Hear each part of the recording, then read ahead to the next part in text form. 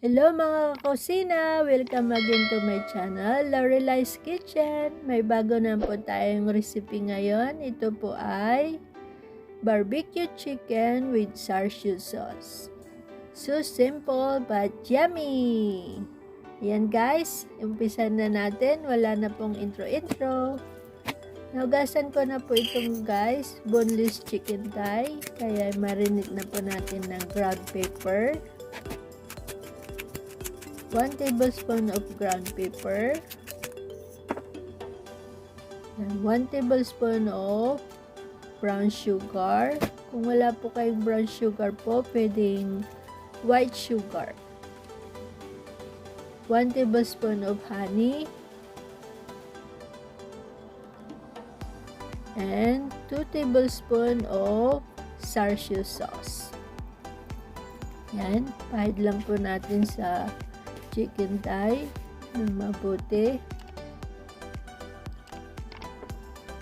At i-marinate po natin ng 4 to 6 hours.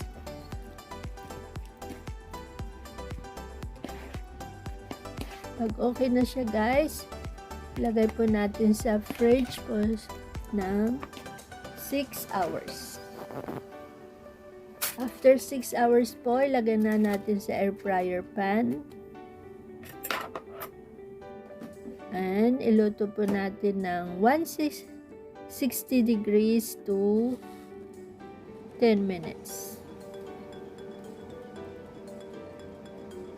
Sa mga bago po dyan guys, click the notification bell po para ma-notify po kayo sa mga bago kong upload. Ayan guys, okay na. Baliktarin po natin.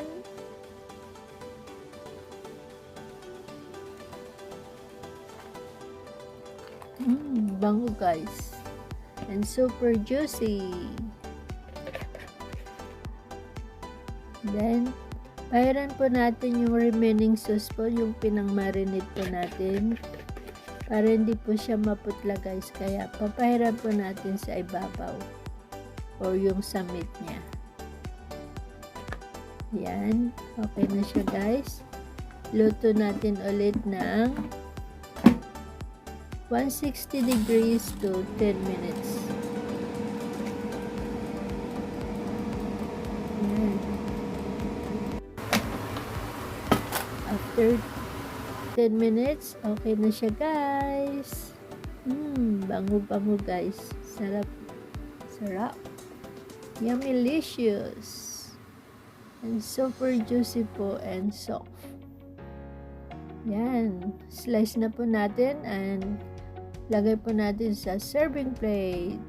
If you like this recipe guys, click the notification bell po para ma-notify po kayo sa mga bago kong upload.